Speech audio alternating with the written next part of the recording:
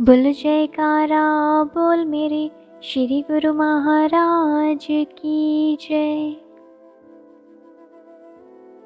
अमर ज्योति दर्शन शुभ अवतरण। प्रकृति के अधिष्ठाता संत महापुरुष जब इस धराधाम को पावन बनाने हेतु अवतरित होते हैं तो प्रकृति की सितार रूपी वीणा झंकृत हो उठती है। उसके मनोहारी मधुर संगीत से कण कण में बहार आती है। शाश्वत आनंद, सच्ची खुशी और अमर सुख की अनुभूति होने लगती है, जो कि भक्तिवान संस्कारी हृदयों में स्वयं होने लगी।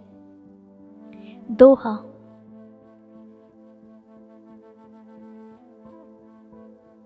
दिव्य आलोक से भर गया सृष्टि में उजियार, सच्ची खुशियों का हुआ प्राणों में संचार।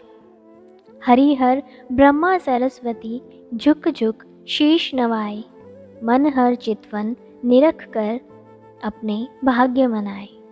36 राग एवं रागनियाँ सरगम बजे सुरताल, मधुर प्रेम की वीणा ने जन मन किया निहाल। कन कन आत्म ज्योति का देने लगा संदेश, अवतरित हुए हैं जगत में युग पुरुष हृदयेश। परमार्थ पद के अवतारी परोपकारी संत महापुरुष पृथ्वी पर अवतरित होते हैं तो उनके चरण स्पर्श से धरती की धूल सुगंधित फूल बन जाती है। उनके सुंदर स्वरूप नूरानी जलवे से कुदरत नूरो नूर हो जाती है। आज वही समय, वही संयोग और स्वर्णिम सुअवसर सौभाग्य पा रहा है। गूंज उठे त्रयताल अर्श से मधुर गीत झनकार, पंचम रूप में प्रकट हुए श्री परमहंस साकार। नूर नूरानी छवि सुहानी, अद्भुत तेज सुहाया, कुदरत के हर रंग में तब उल्लास अनुपम छाया। सतरंगी धनुषाकार बन नभ में है चढ़ आया, आत्म आनंद अंतर मन में 7 रंग दर्शाया। प्रेमी सागर प्रेमी दिलों में खुशियां बन लहराया, अद्भुत अनुपम भक्ति का आनंद निराला पाया। आज श्री परमहंस दयाल जी के भक्तिमय उद्यान में एक अद्भुत पुष्प खिला। संध्या का समय, प्रकृति ने रंग छिटकाया भीनी भीनी सुगंधी। अंबर धरती दशों दिशाओं के कण कण में एक दिव्य अनूठी ध्वनि संगीत के ताल पर नृत्य कर रही थी। अद्भुत तेज, परम उल्लास, अंतर मन में हल्की हल्की पवन के सुगंधित झोंके मानो जीवन को जीवनदायिनी भक्ति अनुपायिनी के अमीय रस से भर रहे थे। आकाश में इंद्रधनुष ने 7 रंग से इंद्रधनुष का रूप ले दर्शाया कि आ गए हैं रूहानी शहंशाह, अवतरित हुए हैं युग सम्राट बादशाह। अंतर मन के आकाश पर उदित होगा यही 7 रंग का इंद्रधनुष। भक्ति देवी नमन कर भाग्य सराहने लगी। भास्कर छिप छिप कर श्री दर्शन पाने में सकुचा रहा था। चांद सितारे सज धज कर श्री आरती उतारने का सौभाग्य पाने आ गए। नव उल्लास भर दिया प्रेमी दिलों में दिव्य प्रकाश। दिलकश कुदरत के नज़ारों ने किया धरती पर वास। अर्शों से फर्श पर आए हैं संत रूप में स्वयं भगवान, यही हो रहा था एहसास। अक्षुण आत्म ज्योति को जगाए रखने के लिए दिव्य विभूति श्री श्री 108 श्री स्वामी दर्शन पूर्णानंद जी महाराज का अवतरण हुआ। आप 20 सितंबर सन 1926 तद अनुसार आश्विन शुक्ल पक्ष त्रयोदशी संवत 1983 सोमवार के दिन संध्या समय ग्राम रायपुर कला तहसील अजनाला जिला अमृतसर पंजाब में अवतरित हुए। पूज्य श्री अर्जुन दास जी को आपके पिता तथा पूज्य ज्ञान देवी जी को आपकी माता कहलाने का सौभाग्य प्राप्त हुआ। आपके शुभ्र भाल पर श्री चरण कमलों पर व कर कमलों में विलक्षण रेखाओं का समन्वय ही अवतार होने का साक्षात प्रमाण है। जन्म से पूर्व रात्रि में भगवान ने माता जी को चतुर्भुज रूप में दर्शन दिए। आपने जन्म के समय अलौकिक आभा का दर्शन माता श्री को करवा दिया। आपके जन्म लेते ही माता जी के हृदय में दिव्य सुख एवं आनंद की लहर लहराई। उन्होंने देखा कि बालक के मुखमंडल पर सूर्य की किरणों का गोलाकार और सुंदर छवि की मनमोहिनी वर्णातीत है। जरा सा अपना सिर ऊंचा कर देखने लगी कि वास्तव में यह परम सत्य है। क्या देखा कि सिर की ओर सफ़ेद लंबा चोला पहने सफ़ेद दुपट्टे से शीश ढके मुस्कुराते हुए आशीष दे रहे हैं, मानो कोई पैगंबर हो। माता ने 10 मिनट तक इस दिव्य तेज के दर्शन किए। पुनः आपकी ओर निहारा तो आपके मस्तक पर भी चंद्रमा की ज्योति को चमकते हुए पाया। जब वह स्वरूप आंखों से ओझल हुआ तो उसने आपके मस्तक पर हाथ फेरते हुए पास बैठी वृद्धा से कहा, नानी, यहाँ क्या हुआ था? मैंने उस समय ऐसी आवाज़ सुनी जैसे आसमान से पार नृत्य गान हो रहा हो, देवलोक से देवता फूल बरसा रहे हों, बांसुरी की मधुर तान के साथ कई ताल बज रहे हों। उन फकीर का तेज मैं वर्णन नहीं कर सकती। मेरा शरीर रोमांचित हो रहा है। मैं उस फकीर को बैठने के लिए भी ना कह सकी। नानी ने कहा, घबराओ नहीं, यहाँ कोने में एक फकीर की जगह बनी हुई थी। हो सकता है आज वह यहाँ प्रकट हुए हों। फकीर सदा दुआ देते हैं, तुम्हारा घर खुशियों से भर जाएगा। मैं आज वहाँ जाकर दीपक जगा आती हूँ। भगवान श्री कृष्णचंद्र जी महाराज ने परम सखा अर्जुन को विराट स्वरूप दिखाया और दर्शाया कि सारी सृष्टि मुझ में समाई है। इसमें मुझे किस भक्त पर किस समय कृपा करके गोपनीय ऐश्वर्य युक्त रूप को दर्शाना है और उऋण होना है। इसी रूप ने माता यशोदा से वात्सल्य पाया। उससे उऋण होने के लिए मुंह में मिट्टी के बहाने दर्शन कराया। अब यहाँ यह दर्शा रहे हैं कि संत रूप में प्रकट होने के लिए सुंदर आभा को निरखा रहे हैं। आपके शुभ जन्म से पहले भी माता जी सर्वदा यही कहती कि मेरा गुरुद्वारे से घर आने को दिल ही नहीं चाहता। उस गांव में केवल एक ही गुरुद्वारा था। घर में काम काज करते हुए भक्ति भाव विभोर भजन गाती, हर दम एक अनोखी खुशी अंतर्मानस में अनुभव करती। आपके पूज्य पिताजी को आपके शुभ जन्म से पहले संसार से उपरामता हो गई थी।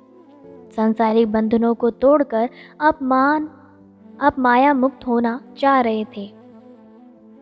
पिताजी ने अपनी प्रेरणा को बुजुर्गों में व्यक्त किया। वहाँ पर एक ज्योतिषी बैठे हुए थे। उन्होंने पिताजी के मस्तक की ओर देखकर कहा, लाला जी, आपके घर में दिव्य गुण संपन्न महापुरुष ने अवतरित होना है। आप इस कार्य को पहले पूरा कीजिए। मन ही मन करबद्ध यह प्रार्थना करने लगे कि काश मुझे भी इन महापुरुषों के दिव्य दर्शन का सौभाग्य प्राप्त हो। पुनः कहने लगे, लाला जी, वही अंतर प्रेरणा से आपको बंधन मुक्त होने का संदेश दे रहे हैं। केवल आप ही नहीं, वे संसार को मोह माया के अज्ञान जाल से मुक्त कराएंगे। सांसारिक लोकोक्ति और पुराणों के अनुसार यह सुना जाता है कि विधात्र सृष्टि के दिन कर्मलेख लिखती है और कुलगुरु नामकरण करते हुए जन्म कुंडली बनाकर लक्षण बताते हैं। महापुरुष स्वयं ब्रह्मांड के नायक और भाग्य विधाता होते हैं। विधात्री उनके लेख क्या लिखें? वह स्वयं भी श्री दर्शन एवं श्री चरणों का स्पर्श करने हेतु अपना सौभाग्य मनाने आती हैं। पिताजी ने भी नामकरण एवं जन्म कुंडली के लिए कुल गुरु से विनय की। इस समय वे कभी आंखें मूंदते और कभी खोलते। तेजस्वी, प्रतिभावान, अधरों पर मुस्कान, मन हर चितवन को निहारते हुए उन्होंने पत्रिका पोथी के पन्ने पलटे। भाव विभोर उनके मुंह से साधु राम शब्द उच्चारण हुआ। लाला जी, इस जन्म कुंडली के लगन व ग्रह गोचर के भेद हम नहीं बता सकते, ये बुद्धि से परे हैं। इस शिशु के मस्तक का तेज और चरणों की रेखाएं कितनी किरणें बिखरा रही हैं कि इतना ही कह सकते हैं कि यह महान प्रतापी, परोपकारी एवं सर्वगुण संपन्न अवतारी होगा। इतना इतना इतना महान संत, परम संत, जो सर्व सृष्टि को अज्ञान और माया से छुड़ाकर ज्ञान का प्रकाश फैलाएगा। अब इसके आगे मैं और कुछ समझाने में असमर्थ हूँ। उसी समय आपकी पूज्य माता जी व पिताजी सोचने लगे कि हो सकता है ये वाणी सत्य हो। कभी कभार चमत्कार देखकर पूर्ण विश्वास हो जाता कि कहीं ये नाम सत्य न हो जाए। अतः उन्होंने आपका नाम बदलकर राम प्रकाश रखा। यही नाम अन्य संबंधियों में प्रचलित हुआ। आपके जन्म के कुछ समय उपरांत पिताजी को संसार से उपरामता हो गई। वे हरिद्वार में एकांत वातावरण में रहने लगे। अधिकांश समय भी वहीं व्यतीत करते। यहाँ उन्होंने साधु वेश भी धारण कर लिया। जब कभी घर आते तो एक कमरे में बड़े सुपुत्र अमरनाथ जी आटा, घी, चावल आदि भर देते।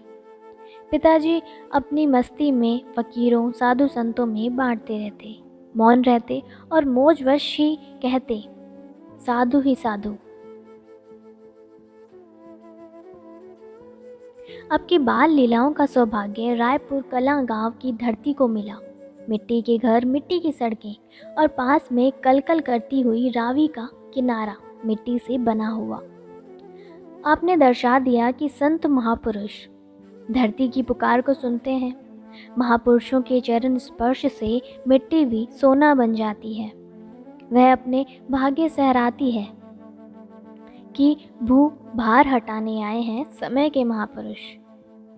आपकी माता जी साधु सेवी और सत्संग में रुचि रखने वाली थी। वहाँ गांव के गुरुद्वारा में आपको साथ ले जाती। आपके शीश पर पतली पतली जटाएं थी। आप माता की गोदी से उतरकर बार बार अपना सिर धरती पर रखते, माथा टेकते, किलकारी मारकर हंसते। जब आप मुख नीचे कर ऊपर उठाते तो अनायास ही वहाँ बैठे भक्त हृदयों का ध्यान आपकी ओर आकर्षित हो जाता।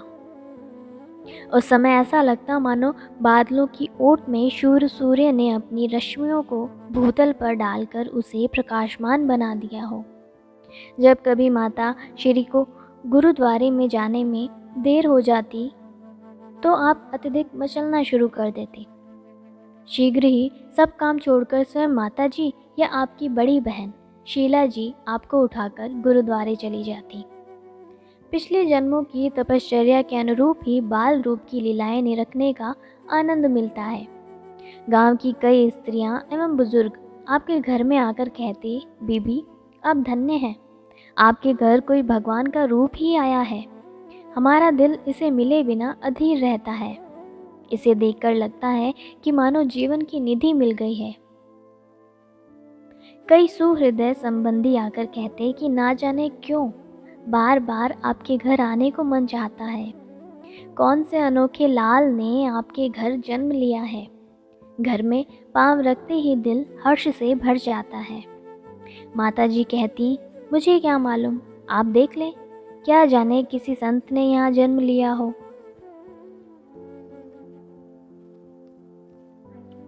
आपकी आयु 2 वर्ष की हुई।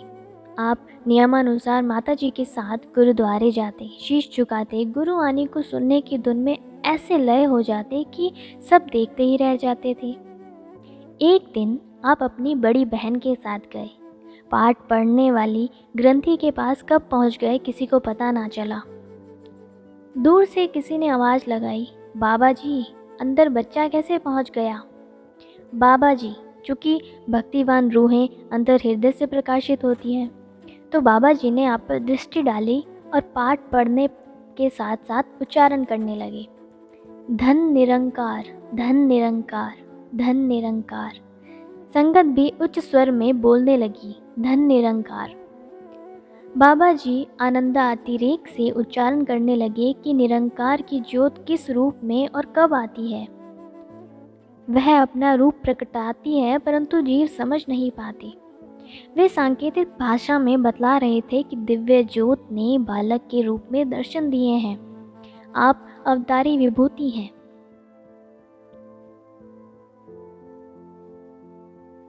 वैदिक नियमानुसार संसार में यह नियम प्रचलित है कि नाम संस्करण, अन्न प्रशासन, मुंडन संस्कार आदि समय समय पर संबंधियों के में पर्व की भांति मनाए जाते हैं। आपके मुंडन संस्कार पर भी संबंधी व ग्रामवासी एकत्र हुए। प्राय बालक मुंडन करवाते हुए रोते हैं, परंतु आपका खिलता हंसता हुआ चेहरा सबके दिलों में अनोखी प्रसन्नता भर गया था। पंडित जी ने मंत्र बोला और नाई ने मुंडन आरंभ किया। अचानक ही एक बुजुर्ग के मुंह से निकला, माता, इसके सिर से निकलती हर बाल की किरण बतला रही है कि यह साधारण मुंडन नहीं, यह एक संन्यास की क्रिया है। भाव यह कि ये स्वयं अभी से संन्यास ले रहे हैं और भावी समय में हजारों सन्यासी बनाएंगे, अर्थात आप काल माया के बंधनों से छुड़ाकर सत्य का पथ दर्शाएंगे। उस समय किसी ने इस पर अधिक ध्यान न दिया। कौन जाने कि बुजुर्ग के शब्द भविष्यवाणी थे और उसके अंतर हृदय में भगवान प्रकट होकर स्वयं संदेश सुना रहे थे। योग माया के वशीभूत हो सबने सुना, अनसुना कर दिया और आमोद प्रमोद किया। वह भविष्यवाणी आज सब पर प्रकट है। विलक्षणता महापुरुष अपनी पग पग पर दर्शाते हैं, खोलते हैं राज हकीकत के, कोई समझ उन्हें न पाते हैं। हर खेल ही उनकी लीला है, हर खेल में है रहस्य छिपा। वे बाल सुलभ लीलाओं में पैगाम अमर देते हैं सुना। इनके ही नूरी जलवे से भरा नूर जहाँ के हर रंग में, चमत्कार सभी कुदरत के हुए रोशन इनके ही संग में। सुख आनंद खुशियों के सागर अमृत का मेह बरसाते हैं, होते हैं धन्य वही जग में जो पावन दर्शन पाते हैं। यदि बाहरी दृष्टि से देखा जाए तो साधारणतः अबोध बालक की क्रीड़ाएं क्रीड़ा बनकर रह जाती है। असाधारण अर्थात दैवी शक्ति संपन्न बालक खेल खेल में ही जीवन के रहस्य बतलाते हैं। अभी आपकी अवस्था 4-5 वर्ष की ही हुई होगी। गांव की बुजुर्ग स्त्रियां उस समय सूत काटती थी। संध्या के समय आप उनके पास जाकर कहते, इन्ना कच्चियां तंदा टूट जाना। यह समय सूत काटने का नहीं, भजन सुमिरन करो, गुरुद्वारे चलो, जो आपका अपना काम है वही करो। वे आपकी मुस्कुराती मोहनी छवि को देखती रह जाती और आप गुरुद्वारे की ओर चल देते। आप बचपन से ही सौम्य प्रवृत्ति एवं असाधारण प्रकृति की आभा लिए हुए थे। उस समय कौन जानता था कि आप अमर सत्यता की ज्योति का विराट स्वरूप बनेंगे। अवतार स्वयं चमत्कार दिखाते नहीं, अपितु स्वयं को छिपाते हैं। जैसा कि कृष्ण रूप भगवान हर खेल के चमत्कार पर माया का पर्दा डालकर सबको भ्रमित कर देते थे। अपने लौकिक मर्यादाओं का पालन करने के लिए पाठशाला में शिक्षा प्राप्त की। ज्ञान के सागर होते हुए भी संसार के नियम धर्मों को प्रमुखता प्रदान की।